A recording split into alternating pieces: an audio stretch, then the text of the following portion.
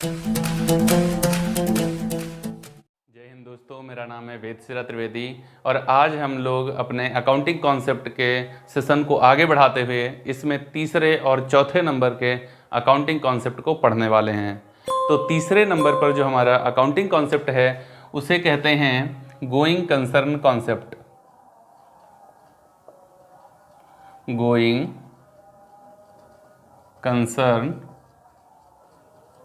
Concept, Hindi में इसको कहा जाता है चालू व्यवसाय की अवधारणा।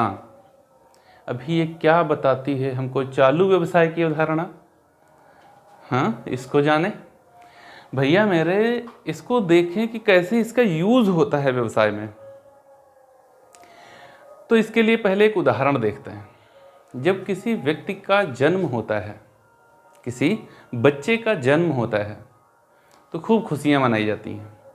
उन खुशियों को मनाने के पीछे जो रीज़न होता है वो क्या होता है कि जब बच्चे का जन्म हुआ है तो अब उसकी जो आयु है, जो उम्र है, वो कम से कम 80 से 90 वर्ष तो लोग मान ही लेते हैं कि 80 से 90 वर्ष होगी। लेकिन एक बात आप सभी जानते हैं कि मृत्यु निश्चित है, लेकिन कब, ये समय अनिश्चित है। और कोई भी ऐसा विद्वान है नहीं जो एकदम अकाट्य बता दे कि इसकी मृत्यु कब होने वाली है। बस यही रीज़न है कि एक व्यक्ति अपने पूरे जीवन इस अकाट्य सत्य को भूल करके सामाजिक व्यवहारों में लगा रहता है। समाज के साथ उसके लेन देन चलते रहते हैं, व्यवहार होते रहते हैं, क्रय विक्रय चलता रहता है, अपनी भविष्य के लिए वो रिजर्व करता रहता है, प्रोविजंस करता रहता है कि आगे इनका यूज़ करेंगे हम। जबकि किसी भी क्षण कुछ भी हो सकता है जीवन में, लेकिन कब होगा ये नहीं पता है। बस यही बात व्यवसाय के साथ लागू होती है। भैया जो जन्मा है उसकी मृत्यु तो निश्चित है, तो व्यवसाय में भी ये निश्चितता हमेशा बनी रहती है कि व्यवसाय बहुत आगे तक जाएगा और कभी भी समाप्त हो सकता है। लेकिन ये कॉन्सेप्ट है ना, ये कॉन्सेप्ट क्या बताता है? ये कहता है गोइंग कंसर्न, चालू व्यवसाय। व्यवसाय जब शुरू हुआ है तो ये माना जाता है कि अब ये बहुत लंबे समय तक चलता रहेगा। बिल्कुल वैसे ही जैसे ही एक बच्चे का जन्म होता है तो ये मान लिया जाता है कि ये कम से कम 80 से 90 वर्ष की आयु तो पाएगा ही पाएगा। इसीलिए तो ये सारे व्यवहार कर पाता है आगे जा करके जब व्यक्ति बनता है ना। तो बस यही रीज़न है कि व्यवसाय भी अपने इसी कॉन्सेप्ट के वजह से अपनी जो इसकी जो अकाउंटिंग पीरियड है उसमें क्या करता रहता है? प्रोविजंस करता है। प्रोविजंस क्यों करता है? क्योंकि लाइफ में आगे बहुत आगे तक जाना है इसको। Reserve, prepaid, outstanding, accrued, honoured, ये सब क्यों होता है? पहले कुछ पेमेंट मिल भी जाते हैं, कुछ पेमेंट पहले कर भी देता है, कुछ आउटस्टैंडिंग, कुछ ऐसे खर्चे होते हैं जिनका यूज़ कर लिया है लेकिन पेमेंट नहीं किया है। प्रीपेड कुछ ऐसे हैं जिनका यूज़ ही नहीं किया, पेमेंट पहले ही कर दिया है। रिजर्व, भविष्य में कोई भी हमें हानि हो जाएगी उसकी पूर्ति के लिए आज कुछ बचा लिया है, लाभ का हिस्सा रिजर्व हो गया है। भविष्य में किसी निश्चित कार्य को करना है, जैसे डेप्रिसिएशन, बैड डेब्ट्स, ये सब क्या है? प्रोविजन है। निश्चित कार्यों को पूरा करने के लिए उसने कुछ पैसा बचा लिया, आगे इसका दोनों पर पूरा वीडियो देंगे। निश्चित कार्यों को करने के लिए कुछ पैसा बचा लिया है, प्रोविजंस कर रहा है। क्यों? ये मानता है कि आज स्टार्टिंग हुई है तो बहुत लंबे समय तक आगे हमें चलना है। और यही कॉन्सेप्ट बताता है ये गोइंग कंसर्न कॉन्सेप्ट। इसी के आधार पर तो जब कभी भी कोई व्यवसाय स्थापित होता है, कोई व्यापार प्रारंभ होता है, लोग इनविटेशन भेजते हैं, लोगों को बुलाते हैं, उनको लड्डू बांटते हैं, डीजे बजता है, रिबन कटता है। क्यों? क्योंकि जब उसका उद्घाटन हो रहा था ना, तो उसके पीछे जो उसका ओनर था उसने ये मान रखा था कि अगर इसको 10 लाख लगा करके हमने शुरुआत करी है तो ये 10 करोड़ तक हमको पहुंचाएगा। ये क्या व्यवसाय में अनिश्चितता नहीं है? बिल्कुल है। वैसे ही है जैसे मनुष्य के जीवन में अनिश्चितता है, ठीक वैसे ही अनिश्चितता उस व्यापार में भी है। लेकिन मनुष्य भी इस अनिश्चितता को झेलते हुए आगे बढ़ता है और व्यापार भी इस अनिश्चितता को बर्दाश्त करते हुए ही आगे जीवन में बढ़ता रहेगा। यही बताता है गोइंग कंसर्न कॉन्सेप्ट। और आपसे क्वेश्चन पूछा जाता है कि रिजर्व करने के पीछे कॉन्सेप्ट कौन सा लागू होता है, तो भैया यही कॉन्सेप्ट लागू होता है जो कहता है कि अपने लाभ का कुछ हिस्सा बचा के रखो, भविष्य में कोई हानि हो सकती है तो उससे पूरा करना पड़ेगा तुमको। आउटस्टैंडिंग प्रीपेड ऐसे ही तो चलते रहते हैं। अगर ये ना हो, इसको ये पता हो कि हमारा व्यापार तो कल के कल बंद होने वाला है, क्या कोई इनके ऊपर कुछ बाकी करेगा, आउटस्टैंडिंग करेगा? ना। क्या ये किसी को एडवांस पेमेंट करेंगे? बिल्कुल नहीं, है ना। क्या कोई रिजर्व करेंगे? नहीं। क्या कुछ प्रोविजन कर? बिल्कुल नहीं। क्यों करेंगे? इनको तो पता है कि हम तो कल समाप्त होने वाला है, हमारा सब काम धाम एकदम ठप, तो हम क्यों करेंगे ये सब? नहीं होगा। लेकिन ये सब होता है। क्यों होता है? क्योंकि व्यवसाय जो है वो एक गोइंग कंसर्न है, चालू व्यवसाय है। ये एक बार स्थापित हुआ तो बहुत आगे तक जाएगा। कंपनी के बारे में कहा भी जाता है परपेचुअल सक्सेशन, सतत उत्तराधिकार, अर्थात कंपनी वो है जो कभी नहीं मरेगी। भाई सतत, शाश्वत क्या है? जो कभी ना मरे।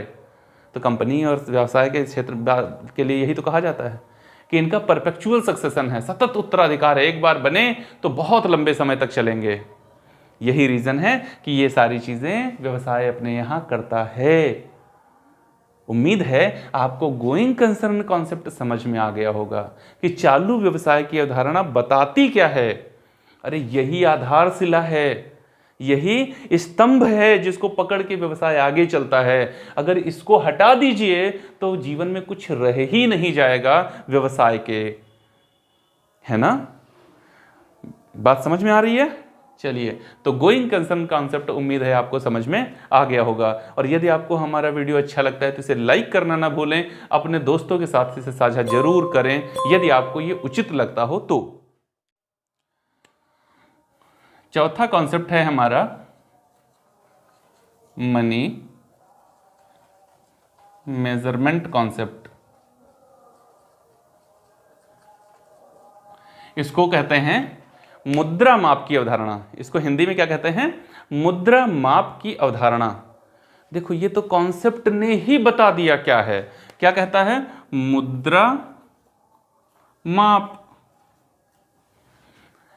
ये कॉन्सेप्ट क्या कहता कि हम केवल उन्हीं वित्तीय व्यवहारों का लेखांकन करेंगे जिनको मुद्रा में मापा जा सकता है। जिनको मुद्रा में मापा जा सकता है, केवल उन्हीं व्यवहारों का लेखांकन हमारे यहाँ किया जाएगा अकाउंटिंग में। अगर किसी व्यवहार को मुद्रा में व्यक्त नहीं कर सकते तो व्यवसाय के लिए चाहे ही कितना महत्वपूर्ण क्यों ना हो, लेकिन उसका लेखांकन व्यवसाय में नहीं किया जाएगा। बस दो टूक में इसने बता दिया। अब कुछ और उदाहरण दीजिए कि व्यवसाय के लिए महत्वपूर्ण तो है लेकिन लेखांकन नहीं करेंगे। अरे भैया मेरे, जैसे कोई व्यवसायी कहे कि हमारे पास में 2000 मशीन हैं, 1000 कॉटन की गांठें हैं, 1000 टन लगा लीजिए आगे, 1000 टन कॉटन है, ठीक। तो अब ये क्या है? इसको कैसे मापेंगे आप? मशीन है, मशीन कितने की है? मशीन भैया 20 रुपए की भी मशीन हो सकती है और 20 लाख की भी मशीन हो सकती है। कौन सी मशीन है आपके पास, है ना। तो अब इनको कैसे लिखा जाए? क्या इनको मुद्रा में मापा जा सकता है? जी हाँ, बिल्कुल मापा जा सकता है। मुद्रा का पहला कार्य ही यही था, मूल्यों का मापन और विनिमय का आधार। यही तो मुख्य कार्य है मुद्रा के। जब ये मुद्रा चलन में आई तो हर एक चीज का मूल्य बता दिया जो वस्तु विनिमय काल में नहीं था। गाय के बदले बकरी बदली जा रही थी, कितनी गाय के बदले कितनी बकरी पता नहीं, आवश्यकता के आधार पर। लेकिन मुद्रा के चलन में आने से क्या हुआ? हर एक चीज का एक निश्चित मूल्य हो गया। तो दो कार्य है ना मुद्रा के मुख्य, मूल्यों का मापन और विनिमय का आधार। चलिए, तो अब इनका मूल्य तो माप सकते हैं। कैसे? 2000 मशीन है, मान लो प्रत्येक मशीन जो है वो 1000 रुपए की है।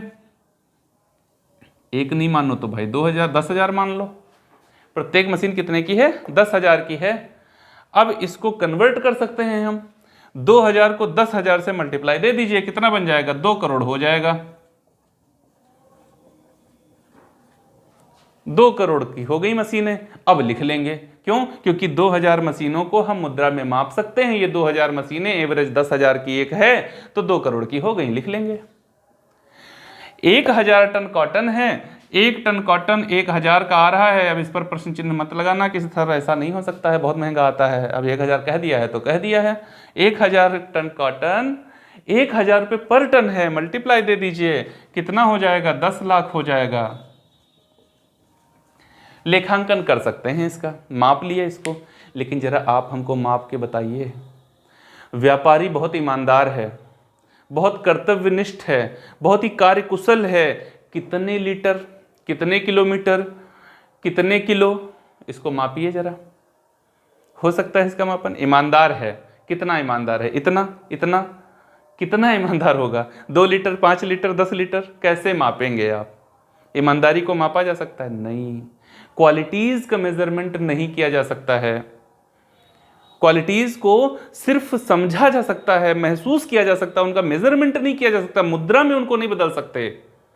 अरे जब मुद्रा, क्या ये चीजें व्यवसाय के लिए महत्वपूर्ण नहीं है? क्या ये चीजें व्यवसाय की लाभार्जन के लिए महत्वपूर्ण नहीं है?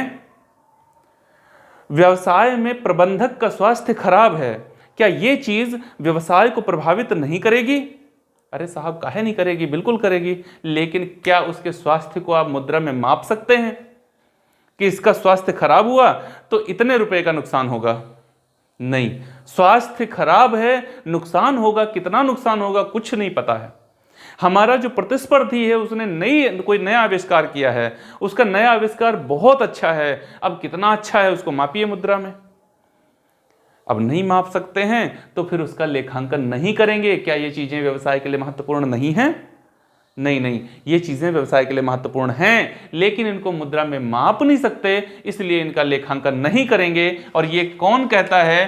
तो मनी मेजरमेंट कॉन्सेप्ट ऐसा कहता है कि जिन व्यवहारों को हम मुद्रा में माप नहीं सकते, मुद्रा में व्यक्त नहीं कर सकते, उन व्यवहारों का लेखांकन यहां हमारे यहां नहीं किया जाएगा। तो उम्मीद है आपको ये दोनों ही कॉन्सेप्ट समझ में आ गए होंगे। गोइंग कंसर्न कॉन्सेप्ट, इसी के आधार पर व्यवसाय संचालित होता है, और मनी मेजरमेंट कॉन्सेप्ट ये कहता है अगर किसी व्यवहार को मुद्रा में व्यक्त नहीं कर सकते, उनका लेखांकन मत करिएगा, उन्हें हम नहीं लिख सकते। तो यदि आपको ये वीडियो अच्छा लगा है तो इसे लाइक कीजिए, अपने दोस्तों के साथ में शेयर कीजिए, और इस सूचना को उन तक पहुंचाने में उनकी मदद कीजिए।